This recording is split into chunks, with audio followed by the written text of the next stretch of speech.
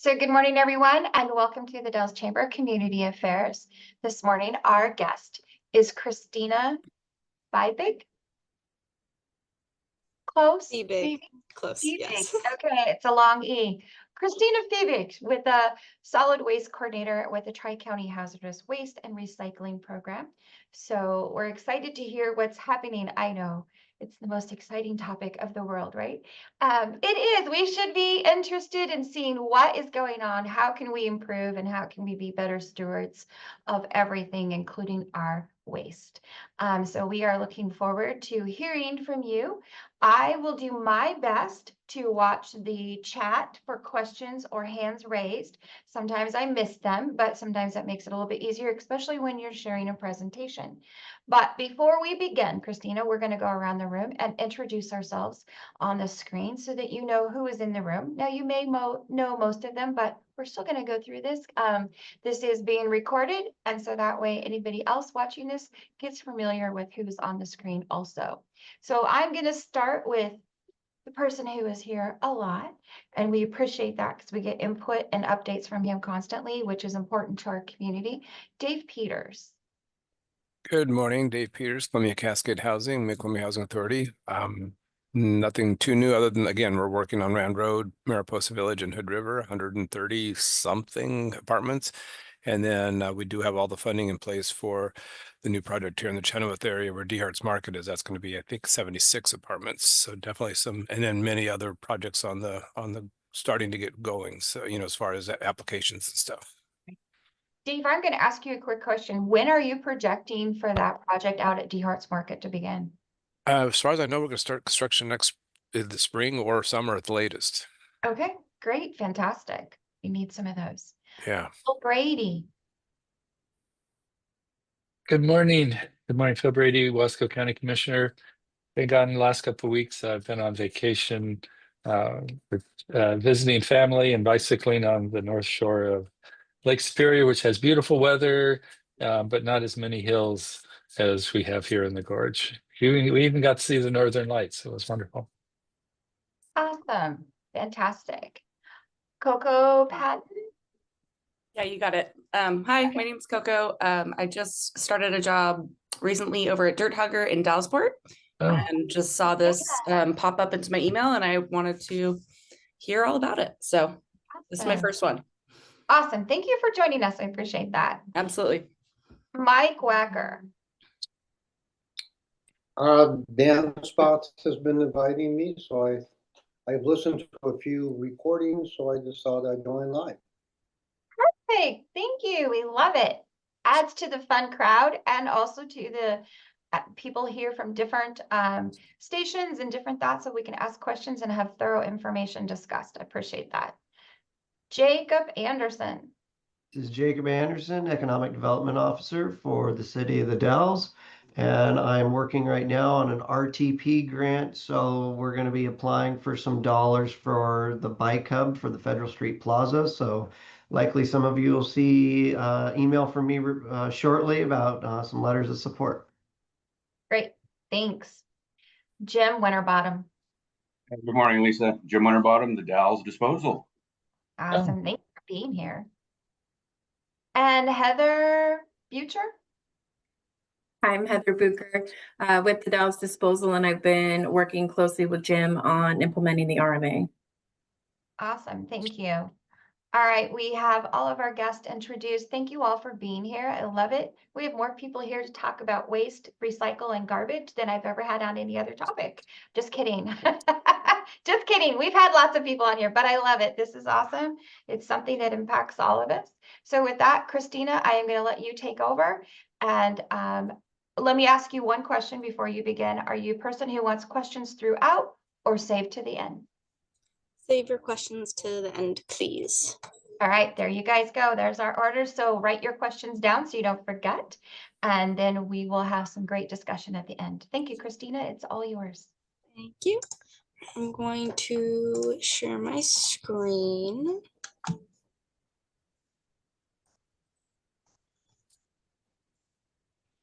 All right, can you guys see that? Yes, looks great. Perfect. Alrighty. Good morning. My name is Kristina Fiebig. I'm the solid waste coordinator for the Tri-County Hazardous Waste and Recycling Program. Thank you for having me here today. I'm excited to talk about hazardous waste and recycling with you guys. So I'd like to give an update about kind of our program and then a brief overview for citizens who may not be aware of our services. We are a 3-county, 9-jurisdiction program and have been serving the region for over 2 decades. The core of our program is to provide hazardous waste collection events to households, small businesses, and agricultural producers several times a year between April and November. The goal: remove hazardous waste like pesticides, chemicals, and other dangerous materials from our 3 waste sheds. We also are tasked with recycling education in partnership with the services that Waste Connections provides to the Tri-County region. There's also many other things in addition to hazardous waste disposal that we do to support proper disposal. This includes subsidizing the disposal costs for Freon appliances, sharps, as well as providing reusable materials for events. We also allow for e-waste at our rural events. Last year, we collected a little over 170,000 pounds of hazardous waste. This year so far, we've collected a total of 144,334 pounds of material, most of it being fuels, petroleum distillates, and others. We hold our events at a variety of community locations, including the Dalles and Hood River transfer stations. We do ask for registration for everyone at these 2 events as to help reduce traffic and for safety concerns. Businesses and ag producers are required to submit applications a week before the events, and that is for all of the events we have. The other events we have done this year. So this year we partnered with the local Girl Scout troop to host a recycled art event. A total of 16 girls participated with 6 adults, including myself. And the event was very successful in teaching the girls how to upcycle in fun and creative ways. Our program will also support Waste Connections events, such as the mattress event that they partnered with Bye Bye Mattresses in September. We helped with the outreach for that. We also do farmers markets, so you might see us around the 3 counties at those farmers markets. The other events we have going on is our next couple events are for ag producers and small businesses. We have one on October 23rd at the Hood River Transfer Station, October 24th at the Wasco Event Center.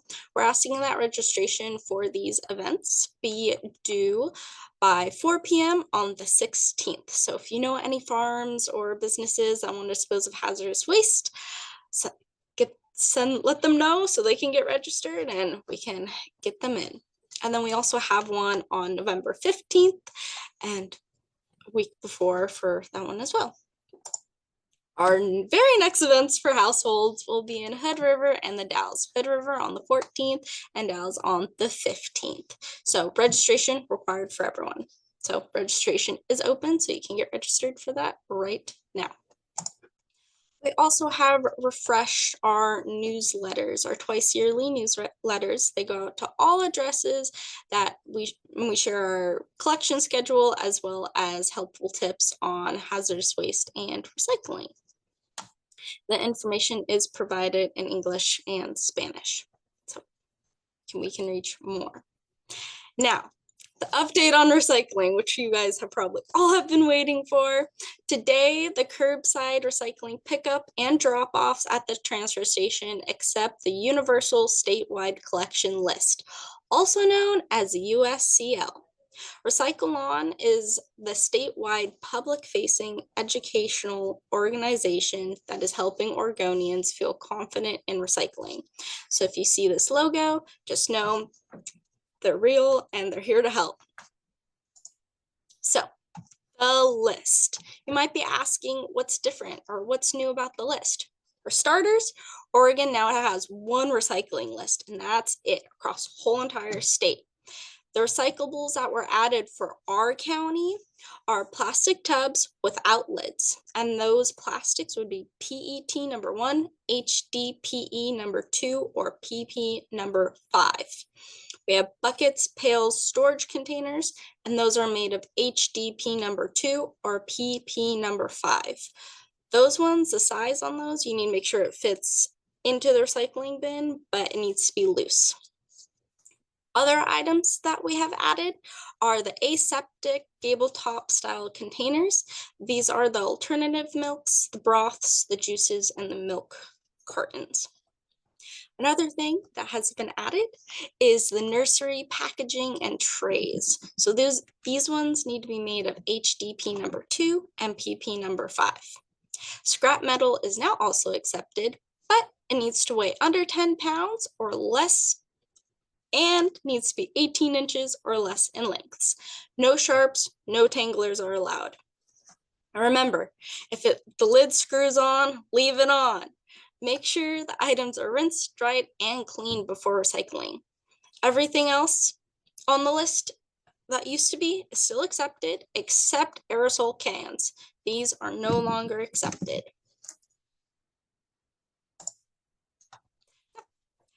Please stay in touch. You can follow us on Facebook or Instagram. We do events, postings, and other information and fun little videos. You can also reach us by our phone. You can go on our website or you can email us. And that is my presentation. Any questions? I'll go back to the list so people can look at it. I have a quick question. Are you making this flyer readily available so that we can distribute, that the consumer is getting these somewhere? How are you getting this information out? So right now we're kind of doing kind of a slow information launch, but on our next newsletter, we will have the information on what is currently recyclable. So that will be going out to every single household that is in our region, in our service area. And that list will be on there. This list can also be found on the Dallas Disposal website, the Hood River Garbage website, along with the Tri-County website under recycling. You can go to like what county, and then from that you can look at it there. Okay, great. And then I have a second question. I think you mentioned this at the front, but let's just go ahead and clarify for anybody who is listening. So this is curbside, is it? And it's also drop off. Is that what I heard? Yes, so this list is curbside and drop off. And drop off is at, just so people know, local transfer station and depot locations. Okay, perfect. Just so we get that out there and for clarification if anybody's asking. Yep. So yeah, go ahead. These signs, this poster is also at the transfer station. So they print them out, they look beautiful, and they're there. So if you want kind of a big big version of it, they're at the transfer stations. Perfect. Phil, you have a question? I had a couple of questions. Thank you very much, Kristina. My former colleague, Steve Kramer, would be thrilled to see this happen. He was deeply involved in recycling and waste management. So I got a couple of questions. The first one is, what should people do with paint? Leftover paint. We always have leftover paint in buckets. Yeah, so got multiple options for paint here in the Dalles. If the paint is in good condition, halfway full or more, and in its original container, you can take it to a paint care location, and that is Sherwin-Williams. There's a couple places in Hood River. Swell City Decor, Gorge Rebuild It Center, and Hood River Supply would also take it. If you don't have that as an option, if your paint isn't in those particular conditions, you can mix it with cat litter or concrete to form a solid mass and throw it away, or dry the paint out completely and then throw it away. Paint technically isn't considered hazardous waste. It just becomes a hazard once it's liquid in the waste bin. So solid mass, dry it out completely, or paint care. It is amazing when you dry out paint, it becomes latex. It just becomes rubber. We don't think of it that way, but it dries out. Another one is what to do with batteries. Yeah, so batteries right now, you can take household batteries to the transfer station to be disposed of. If it's a power tool battery, you can take it to Home Depot to be recycled. And then any other lithium ion batteries, you can take to our hazardous waste collection events, and we will take them off your hands. Okay, more stuff coming at you. Fluorescent light tubes. So those are one of the main hazardous waste materials we take. And so those are hazardous waste event only at the moment. Okay. I'll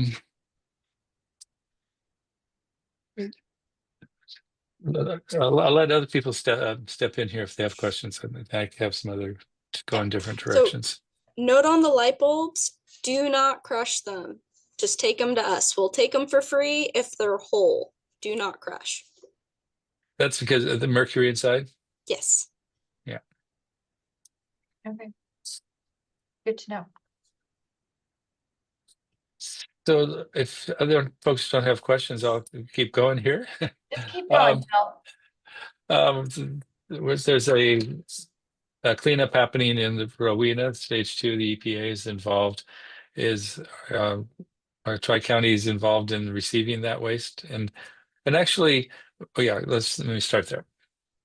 So no, we handle the household hazardous waste. We have not been directly involved in the Rowena fire cleanup. So I'm not privy to all of that information, but we have not been involved in it. We deal with household hazardous waste before.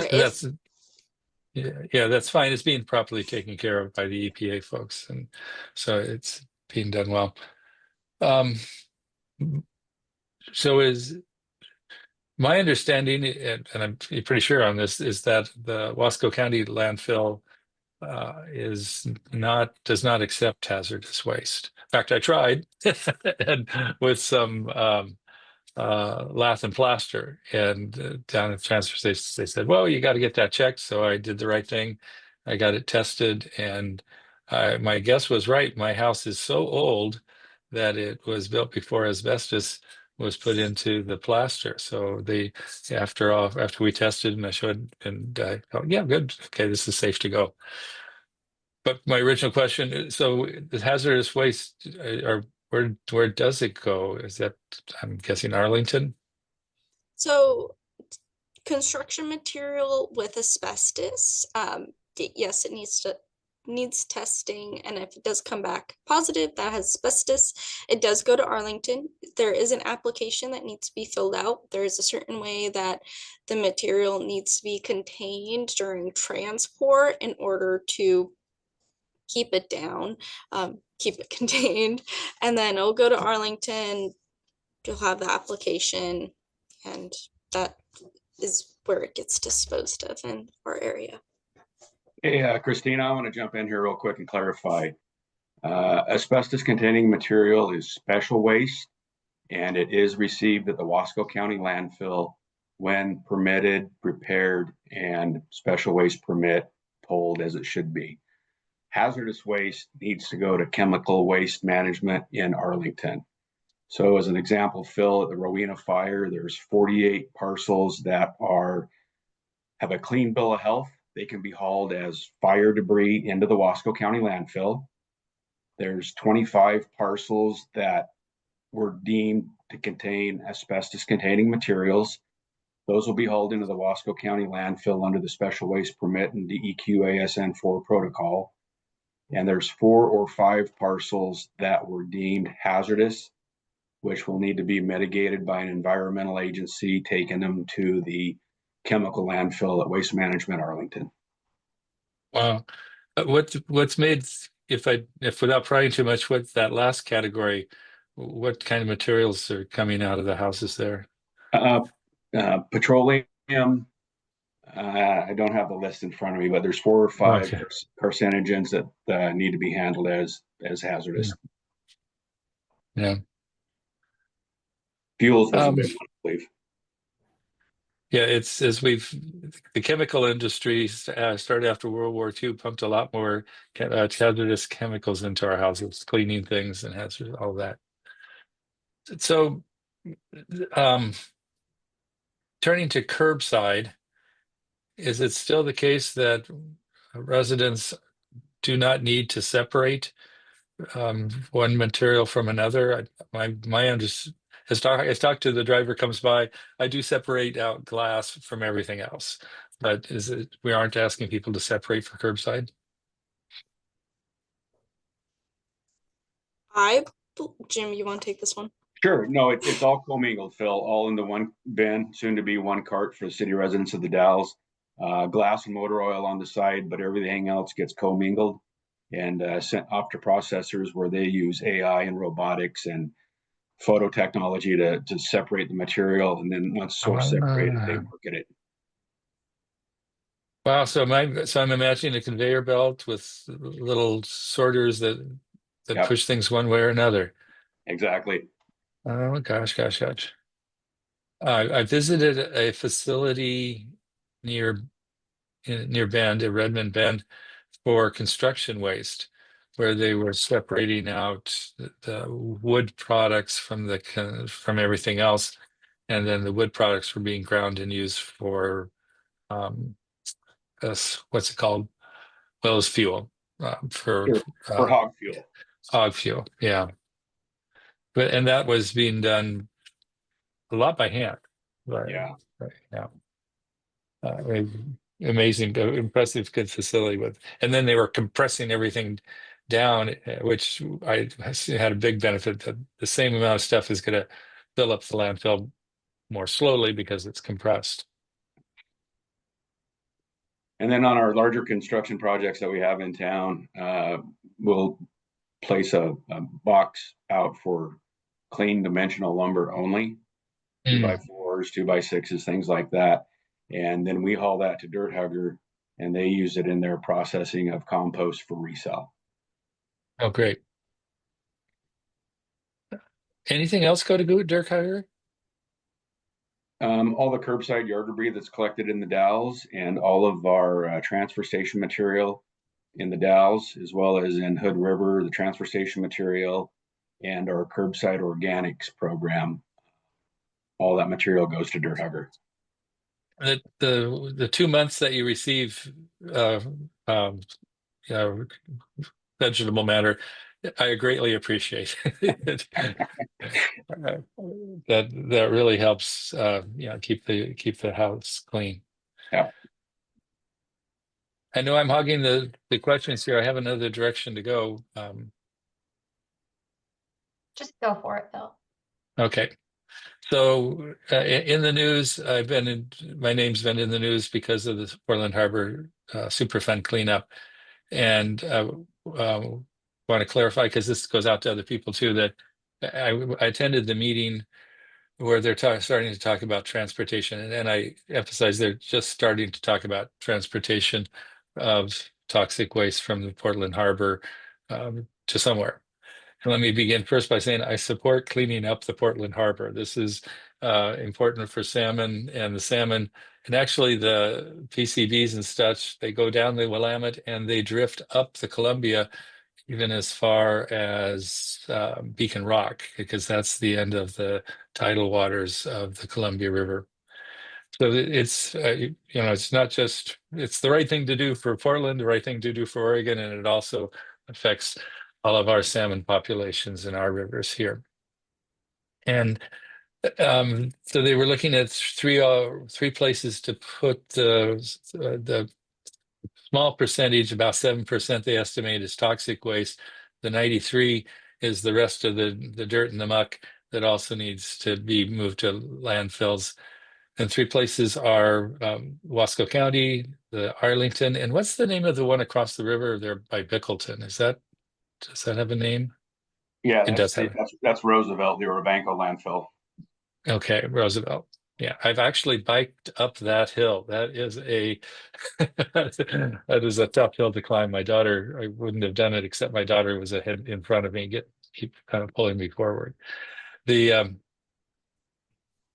and so I testified not in terms of the toxic waste at our, because they were real clear at the start that the Wasco County landfill does not receive that level of toxic waste. So it's not a, I don't know, possibility to send it here, but we could receive large volumes of the other stuff, soil. And my testimony at that time was related to traffic dangers on Highway 197, the dangerous curve at the bottom of 5 Mile Creek. My very first phone call I received as a commissioner was from Superintendent Jack Henderson from Duffer, asking if we could do something about that curve because school buses have to navigate there, and it's a bad curve. That's my state of it. They were looking at transportation, analyzing it in terms of cost, in terms of CO2, and if they use trains, the amount of diesel particulates that come out. And I added in, please also consider road hazards. Having said that, and this is there's some talk starting to percolate about how dangerous all of 97 is from southern border into the Oregon border, and trying to get the state to look at that road and just make it safer. And if we do that, I would say, well, let's include Highway 197 and try to make that safer as well, because whether it happens to the Superfund site, if it comes here or not, that intersection is still dangerous for all the haulers that deliver to the Wasco County landfill. End of speech. Thank you. Yeah. So we have any questions from anyone? I just sent a question to Kristina. Actually, it's a request. I'm going to get the flyers hopefully from her both in Spanish and English so that we can help spread the word too through our e-blast that we do, and then get her presentation. And if she can do that, then we'll include it on the YouTube with the recording. So that way we just have all the information, and we can just educate our community from every angle. The more that we recycle, the better off we are. I feel, and so I appreciate this new list that we can all follow so that we can have less waste in the main garbage. So, Since I've been close to this, I'm sorry, Lisa, I got more questions. okay, we'll take some more questions. Let's get them going here. I often get asked, how long will the landfill be able to operate as we keep filling it up? So that number is a moving target based on volumes coming in. The most recent is around 22 to 25 years of airspace as it sits currently. So if there were to be any expansions or anything like that, that would change that number and increase the livability of the landfill. And once again, what would increase it? If there was any expansion done on its current footprint. Oh, on the footprint. Okay. And I should pass along this note. I got a letter from a constituent saying that they've noticed a decrease in the smells coming from the landfill. And so I was wondering, I know some work has been done with the methane capture. Could there be is that a coincidence, or could that be causal? To be honest with you, Mr. Brady, I'm not involved in the landfill at that level or any level other than they're a partner company of ours. Yeah. But I know they have been doing a lot with methane capturing as well as leachate and monitoring what they're bringing in at any given time and what they can cover it with to mitigate any odors in the area. Yeah. As we took a tour, I was also impressed. They're also working on basically kind of a bathtub for tires. As the trucks leave, you drive through. Is that operational now? Yeah, the tire wash is operational, and our guys that are up there every day drive through it to make sure that it eliminates any track out that is unwanted materials leaving the landfill. So yeah, it's made a huge difference, and it keeps our trucks a little bit cleaner on the underside, which our mechanics appreciate.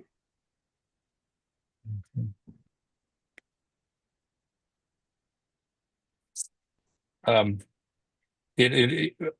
is one of the things that, it's a blessing and a curse. Like we have the bird population that roams back and forth from the dam to the landfill to the orchards to the landfill to the orchards, and we can we scare them at one place and then scare them with the other place and move back. When I say it's the blessing, fortunate that we do have a landfill nearby. Otherwise we'd have to pay a lot more to truck our waste further.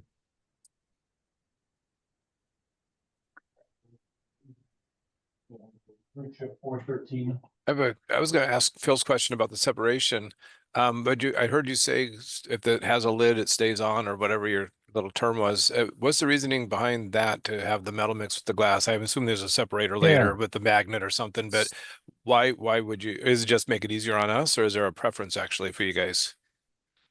So the glass needs to be separate. It does not go in what we call the commingle. Right, I do that. Okay. But she said keep the lid on it, which is metal, of course. I think the lid was referring to plastic milk jugs, the gallon and half gallon type containers. Yes, if Okay, it good, 'cause screws on, leave on. But that's only with plastic, Yes. Yes. even if it's a different type of plastic. Gotcha. Okay, thanks. Thank you. Great questions. Any other questions? Mhm. Kristina, that means you really thoroughly just laid it all out for us. So even this early in the morning, we all got it. So any last remarks, or did you have another question? Someone? I'd compliment, this has come a long way. If you go back, 10, 15 years, I remember living in Portland. Well, our recycler was Sunflower Recycler in Portland. If you're familiar with them, they were the ultimate, what do you call it? There's the kind of organization where they'd get together, okay, who gets paid this week? And they had this old truck that they would go around, and it was kind of sweet, but it was so inefficient because their clients were spread across Portland. So Portland, did a franchise system that got people to have districts so that trucks didn't have to roam the whole Portland area. And now it's come a long way. So congratulations for keep working at this. I guess another question is, what do the markets look like for moving all of our different waste products and how to be reused? Does anybody know? I know that's not your job. Yeah, but we do have material recovery facilities within our organization, and with the RMA coming into Oregon, there's a requirement that it goes to a responsible end user. We just can't have materials going offshore and not knowing what the result is of that material. So from a documented standpoint, they're able to track the material better nowadays than ever before. And as far as from a value standpoint, I still think everything but cardboard has a negative value to it at this time. Yeah. Even paper? Yeah, the high grade paper that we used to like to get in newspaper and other things is gone by the wayside. It's all digital media now. And if it's not digital media format, people are shredding it because it's got important information or personal information on it. So yeah, the high grade newspaper is still, or high grade paper is still sought after. It's just in such small volumes now, it's very difficult to get a container full of it, if you will. Okay. Wow. Okay. I'm kind of done, Lisa. Thank you. Okay. Thanks, Phil, but great questions. No, it's a topic that is near and dear, and you've been tracking and not, so we appreciate the feedback and the questions. And I'm sure Kristina appreciates having questions rather than this screen trying to wake up. I'm sure that always helps. It does with me when I'm presenting. Kristina, do you want to put your contact information into the chat before we take away, so that if anybody wants that, they can reach out to her and ask? It's always, we get off the screen and then we think of something that we'd rather ask. So Kristina F at co.wasco.or.us.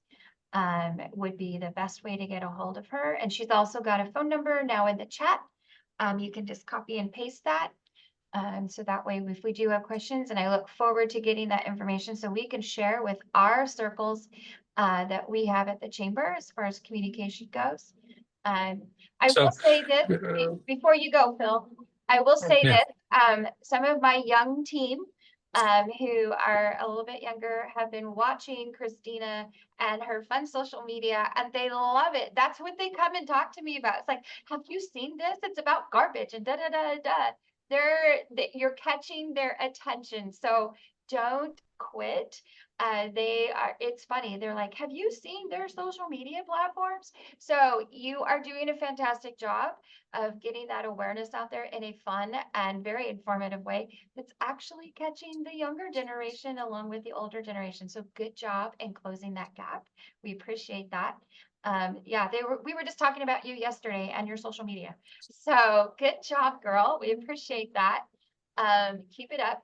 And Phil, did you have something you wanted to add? Christine, would you go back to your organization page? And because I'm embarrassed here that you have a Wasco County email. So the trike, you tell me who do you work for? Our program, I'm in Wasco County, so I work for Wasco County, but the program serves Hood River, Wasco, and Sherman County. So anybody within the 3-county region. So if you live in Hood River, you can go to like the Dalles event. If you live in Sherman County, you can go to the Wasco event. We service all residents, businesses, and farms. Small businesses and farms. So Tri-County is a program that's is your organization independent, or will you say you're in Wasco County, you're part of Wasco County government? Independent, but Yeah. it's housed under Wasco County. Okay, yeah, okay, that makes sense. Our funding is not part of Wasco County's funding, if that makes sense. So we're in it, but we're not. You are self-reliant, but you're underneath Wasco County as far as where you're placed. Yes. How's that? Yes. Is Wasco County IT supporting you? Yes. Okay, that's great. That's great. Okay.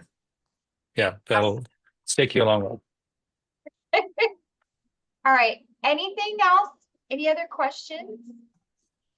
And Kristina, what do you want to leave us with before we duck off today? Besides giving us back time. So that's a huge gift. So thank you. Follow us on Facebook and Instagram. I try to post weekly, and thank you for those compliments. And if you want to see anything on the socials, or if you have ideas, I'm all ears. And yeah, watch out for our mailers. Okay. Stay tuned and recycle right. Yes, there you go. Well, thank you so much for coming and joining us, especially this early in the morning. I appreciate it. And everyone else, I thank you and appreciate you being here. I hope that you continue to pop in on other sessions and other hosts and guests that we have for presenters. We have this every week. So we do about 50 of them a year because we take a couple weeks off during the year. But you can imagine how many different organizations we're able to reach, touch, and hear from when we have a different guest every Thursday morning. And it's super easy. You can sit here and drink your coffee. So spread the word. We would love to see a screen full every Thursday morning, taking this information and sharing it with their community, because we're all about making our community just better. And so a lot of that is making sure that we're getting that information to everyone and educating them properly so that we can do this all together. So thank you so much. And of course, my favorite, please support local. We have lots of different things happening this week. Check out the community calendar. There is more than you can accomplish, I promise. So with that, take care and have a happy Thursday. And you guys go make a difference. Thanks. Bye-bye.